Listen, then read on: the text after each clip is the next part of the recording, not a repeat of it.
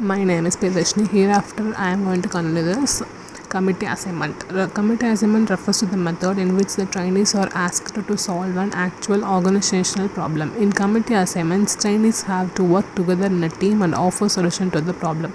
This method of training helps the trainees to develop a team spirit to achieve a common organizational goal.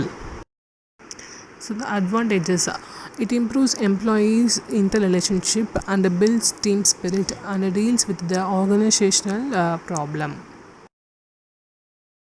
And the disadvantages are it can't always reach to the conclusion. It can create hassles among the employees.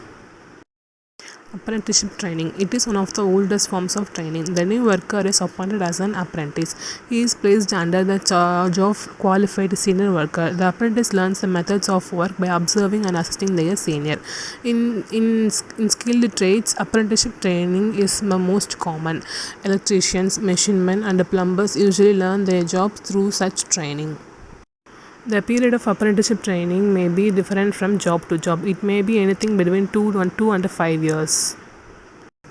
Trainees receive stipend in this type of training. They also acquire valuable skills which require higher price in labor market. It combines practical experience with the theoretical knowledge. Internship training. Internship is one of the on-the-job training methods. Individuals entering industry in skilled trades like mechanist, electrician, and the laboratory technician are provided with through instruction through theoretical and practical aspects. The advantages are balance between theoretical and practical knowledge. It completes the education of the trainees. Cost of training can be shared between the educational institutions and the business organizations. Disadvantages are it is limited for technical people. It becomes difficult to match the objectives of the training, education institution, and business organization. Selective readings. Selective readings refers to the individual self-development programs that are meant for executives. Some organizations have planned reading program under which the executives are provided books, journals, and articles related to their functional areas. This helps the executives in enhancing their knowledge and understanding of various aspects. Multiple management represents a system under which a junior board of young executives is constituted that analyzes major problems of the organization.